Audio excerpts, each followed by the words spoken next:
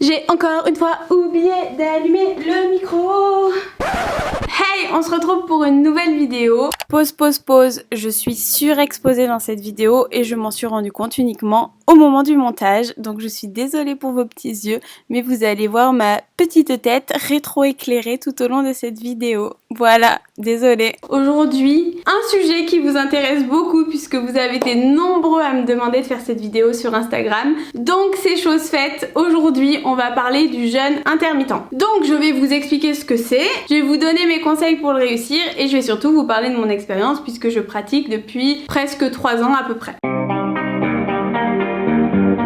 Pour commencer, c'est quoi le jeûne intermittent?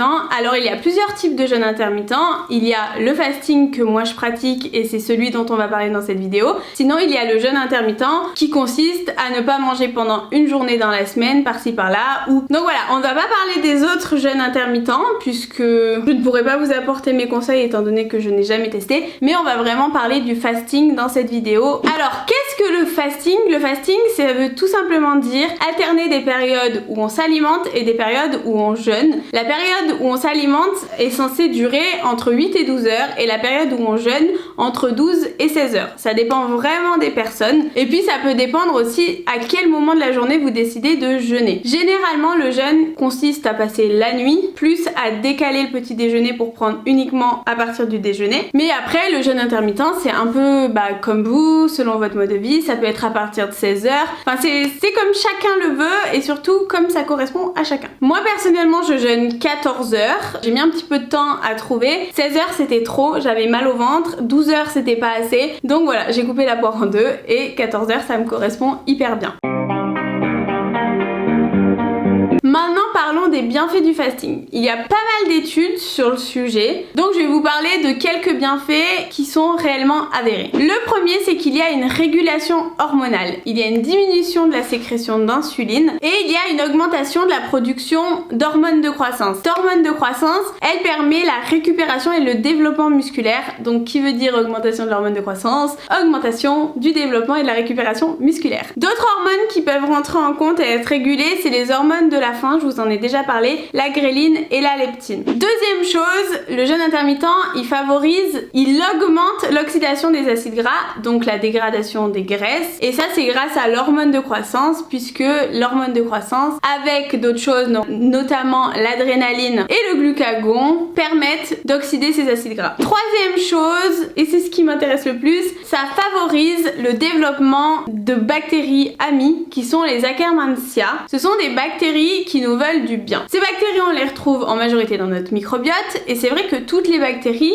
la plupart des bactéries plutôt, se nourrissent de nos résidus d'aliments. Tout ce qu'on ne digère pas, ça va au niveau du côlon et du gros intestin, et là les bactéries se font un plaisir et elles vont dévorer tout ça. Donc en gros la plupart des bactéries se nourrissent quand on mange, sauf les Akkermansia qui elles se nourrissent de mucus, donc elles vont se nourrir lorsque l'on ne mange pas. Quatrième chose, il a été prouvé que le jeûne intermittent, il rééquilibre les prises alimentaires et il y a un meilleur contrôle de ses envies. C'est-à-dire qu'on arrive à mieux sentir ses envies, qu'on arrive à mieux contrôler ses pulsions. Après bien évidemment ça dépend des personnes, moi c'est mon cas à 2000% ça, mais il y a des personnes qui ne le ressentent pas. Et cinquième et dernière chose, il a été prouvé que le jeûne intermittent peut aider à perdre du poids. Et là je mets mon bémol, c'est attention, le jeûne intermittent c'est un mode de vie, ce n'est pas un régime. C'est-à-dire qu'on ne décide pas de faire le jeûne intermittent en se disant bon bah j'ai 3-4 kilos à perdre, je vais faire mon jeûne intermittent pendant 2 semaines et puis comme ça je serai parfaite en maillot de bain. Ça ne marche pas. Clairement c'est vraiment un mode de vie. Si vous commencez à décider de faire le jeûne intermittent une semaine par-ci, une semaine par-là, là c'est totalement du déséquilibre alimentaire et au contraire ça ne va pas vous faire perdre du poids, ça va faire l'inverse puisque votre corps va se sentir agressé. L'objectif c'est vraiment d'éviter d'agresser son corps au maximum.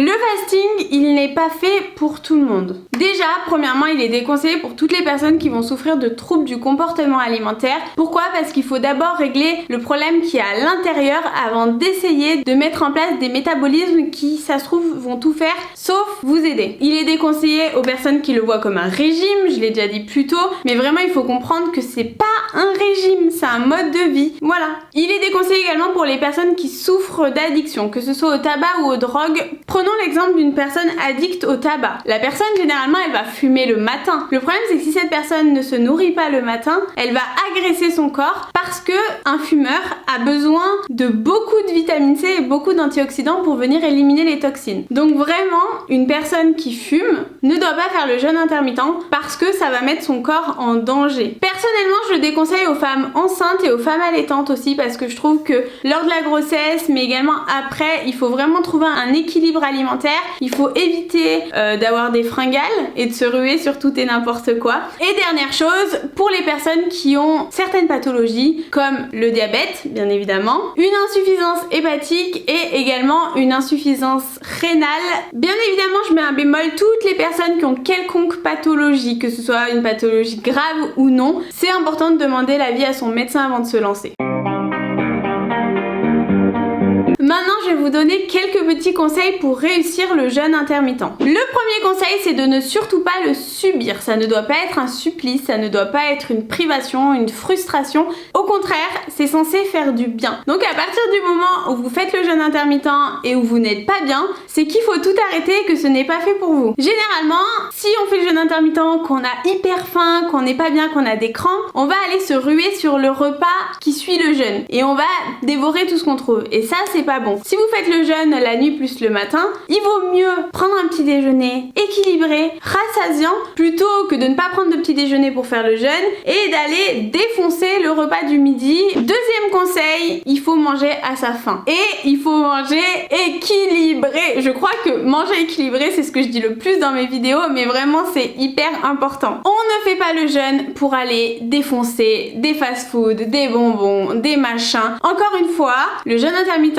c'est un mode de vie. C'est quelque chose qui va vous apporter du bien. Donc si vous le faites juste pour pouvoir manger de la merde, bah clairement ça ne marche pas. On fait le jeûne intermittent, on mange équilibré et là, il n'y a rien de mieux. 3, et je l'ai déjà dit mais je le dis, on ne fait pas le jeûne intermittent dans l'espoir de perdre du poids. La base pour perdre du poids, c'est de faire un rééquilibrage alimentaire. Et je sais que souvent on a tendance à vouloir tester des trucs, des machins. En plus, clairement, disons-le, le fasting c'est à la mode, donc on a l'impression que tout le monde doit le faire. Mais vraiment, non. Première étape, si vous voulez perdre du poids, faites un rééquilibrage alimentaire. C'est très simple, ça demande pas beaucoup d'efforts. Et si vraiment vous sentez que pendant le rééquilibrage alimentaire, que le matin vous n'avez pas faim, que vous écoutez votre corps et que vous en sentez pas le besoin du petit déjeuner par exemple, là vous pouvez faire un fasting. Mais on ne fait pas un fasting pour perdre du poids. Vraiment, c'est pas censé être l'objectif premier. Personnellement, je fais le jeûne depuis 3 ans, je n'ai pas perdu 1 gramme. Mon quatrième conseil, c'est de diminuer les glucides à index glycémique élevé. Ce type de glucides, ça va créer des pics glycémiques. En gros, ça veut dire que lorsque vous mangez cet aliment, le sucre contenu dedans va directement arriver dans le sang en grande quantité,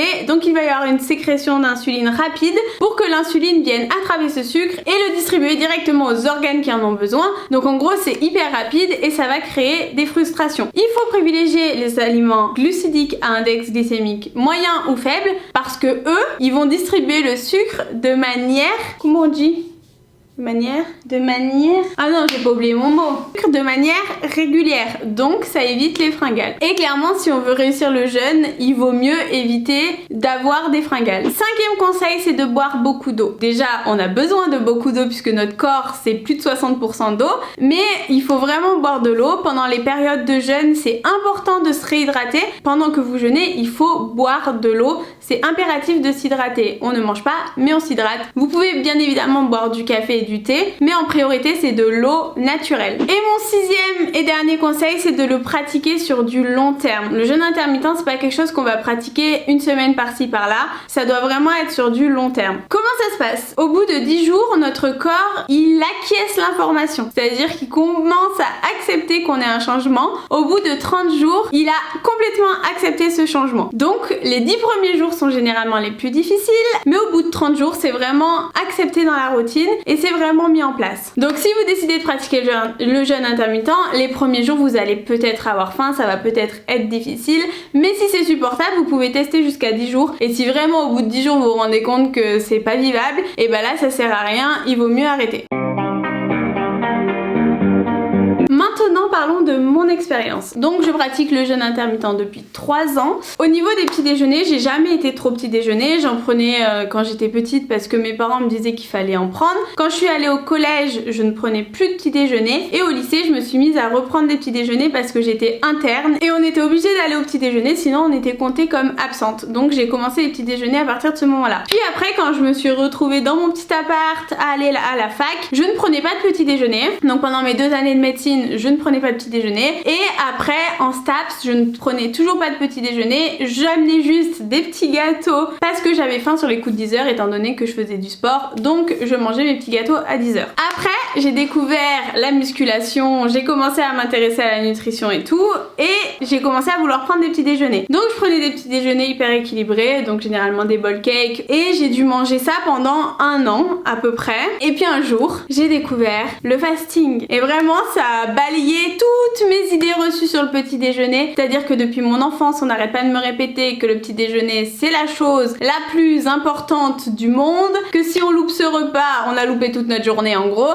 Mais c'est pas du tout vrai. Et vraiment, il faut écouter son corps. Et à partir de ce moment-là, j'étais trop contente. Puisque moi, j'avais jamais faim le matin. Et en plus, vraiment, manger le matin, j'avais mal au ventre. Déjà de base, je suis une personne qui a du mal à digérer. J'ai un transit un peu compliqué et tout. Mais là, le fait de petit déjeuner le matin, bah, vous pouvez être sûr que je rote toute la matinée et que mon transit il va pas très bien. Donc à partir de ce moment-là, j'ai décidé de mettre en place le fasting. J'ai arrêté mon petit déjeuner. J'ai bien évidemment gardé tout mon apport énergétique sur le reste des repas. Attendez, faut que je me lève. Oh, j'ai trop mal à la jambe. Au début, ça a été un peu dur, j'avais faim parce que j'avais vraiment pris cette habitude de manger. Et puis au bout de 5 jours, ça allait mieux, 10 jours. Et au bout de 30 jours, j'étais là mieux. J'avais plus de mal au ventre, le matin, je me sentais pas ballonnée, mon transit, il refonctionnait. Alors non, je n'ai pas perdu de poids, mais alors pas du tout. Mais par contre, je digère mieux, mon transit va beaucoup mieux, donc voilà. Moi, personnellement, je romps le jeûne quand je suis en vacances, tout simplement parce qu'on fait des randonnées et que je suis incapable de ne pas manger si je pars en randonnée. Deuxième moment où je romps mon jeûne, c'est si je sais que je vais boire de l'alcool. On ne se réveille pas d'un jeûne avec de l'alcool. Bah pareil, votre estomac, vos intestins, ils n'apprécient pas de boire de l'alcool quand vous êtes à jeun. Donc moi, quand je sais que je vais boire de l'alcool, je mange toujours quelque chose. Donc par exemple, à Noël, typiquement, je vais manger des toasts avant ou je mange un œuf par exemple. Enfin, je fais toujours en sorte d'avoir quelque chose dans l'estomac avant de boire de l'alcool. C'est tout pour mon expérience. Si vous aussi vous faites le jeûne ou si vous avez testé, n'hésitez pas à me raconter votre expérience en commentaire. Si vous avez encore des questions, je pense pas, j'ai beaucoup parlé, dites-le moi en commentaire. Et puis voilà, c'est tout pour cette vidéo. Si elle vous a plu, pensez à me mettre un petit pouce bleu. On se retrouve demain pour une nouvelle vidéo. En attendant, pensez à regarder la dernière en cliquant ici sur le sapin de Noël. Et abonnez-vous en cliquant sur ma tête ici. Abonnez-vous. Jingle bell, jingle bell, ding, ding, ding, ding.